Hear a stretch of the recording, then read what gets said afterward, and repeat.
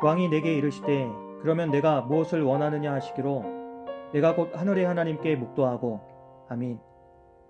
아닥사스다 왕 제20년 니산월 느헤미야는 왕궁에 있습니다. 그는 여전히 술 맡은 관원이었고 겉으로 보기에 그의 자리는 아무것도 달라지지 않았습니다. 그러나 한 가지 분명한 변화가 있었습니다.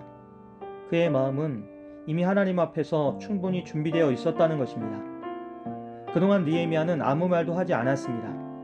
그러나 그것은 아무 일도 하지 않았다는 뜻이 아닙니다. 그는 하나님 앞에서 충분히 울었고 기다렸으며 오랜 시간 기도로 자신을 하나님께 내어드렸습니다. 그리고 마침내 사람이 만들어낸 기회가 아니라 하나님께서 역사하시는 시간이 찾아옵니다. 오늘 본문은 이전에는 내가 왕 앞에서 수심이 없었다는 말로 시작됩니다. 왕 앞에서 근심한 얼굴을 드러내는 것은 생명을 위협받을 수 있는 일이었습니다. 왕의 기분은 곧 신하의 생사와 직결되던 시대였습니다. 그런데 그날 느헤미야의 얼굴에 근심이 드러났고 아닥사스다 왕은 그 미묘한 변화를 놓치지 않았습니다. 왕은 느헤미야에게 내가 병이 없거늘 어찌하여 얼굴에 근심이 있느냐고 묻습니다. 이 질문은 우연처럼 보이지만 사실은 느헤미야의 오랜 기도에 대한 하나님의 응답이 시작되는 순간이었습니다. 느헤미야는 그때 크게 두려웠다고 고백합니다.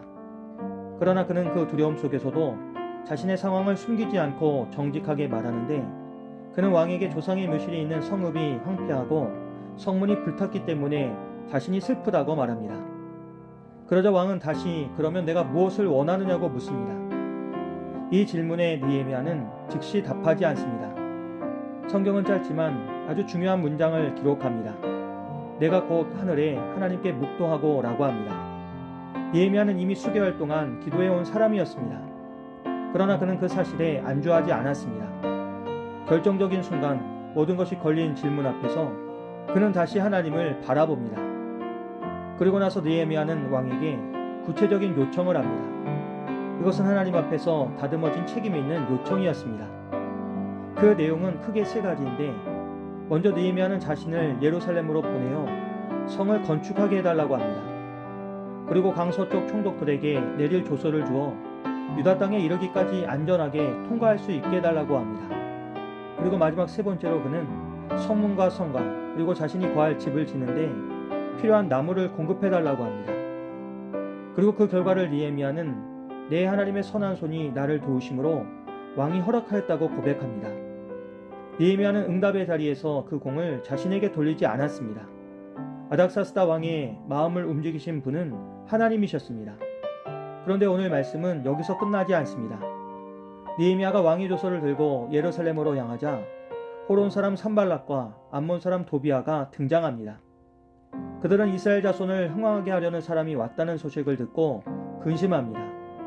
하나님의 일이 구체적으로 시작되는 순간 예상치 못했던 불편함과 노골적인 반대가 나타난 것입니다. 그러나 이 반대는 하나님의 일이 잘못되었다는 증거가 아니었습니다. 오히려 하나님의 일이 실제로 시작되었음을 보여주는 표지였습니다. 오늘 본문을 통해 우리가 붙들어야 할 교훈이 있습니다. 그것은 하나님의 일은 준비된 기도 위에서 시작되지만 그 기도는 어느 한 시점에서 끝나는 것이 아니라 결정적인 순간마다 하나님을 다시 바라보게 하는 삶의 태도로 이어져야 한다는 것입니다. 느헤미야는 오랜 시간 예루살렘의 소식을 품고 기도해 왔습니다. 그러나 본문이 특별히 강조하는 장면은 모든 준비가 끝난 뒤 왕 앞에 섰을 때입니다. 왕의 질문 앞에서 느헤미야는 자신의 준비나 경험을 먼저 꺼내지 않고 짧지만 깊은 묵도로 하나님을 찾았습니다. 이 묵도는 위기 때만 사용되는 비상수단이 아니라 느헤미야의 삶에 스며든 신앙의 습관이었습니다. 그래서 그는 충동적인 말이 아니라 하나님 앞에서 다듬어진 말로 책임 있는 요청을 할 수 있었습니다. 우리의 삶에도 중요한 질문을 받는 순간들이 찾아옵니다. 그런데 그때 무엇을 말할지 준비하는 것도 중요하지만 그 순간에도 하나님을 바라보는 신앙은 더욱 중요합니다. 그래서 오늘 우리가 배워야 할 것은 더 많은 말이 아니라 더 깊은 묵도입니다. 결정적인 순간마다 하나님을 바라보는 신앙, 그리고 준비된 말보다 하나님을 찾는 태도가 우리에게 있어야 합니다. 그렇게 하나님은 자신을 의지하는 사람에게 문을 여시고 그 문을 담대하게 통과할 수 있도록 또 지혜롭게 감당할 수 있도록 함께 해주십니다.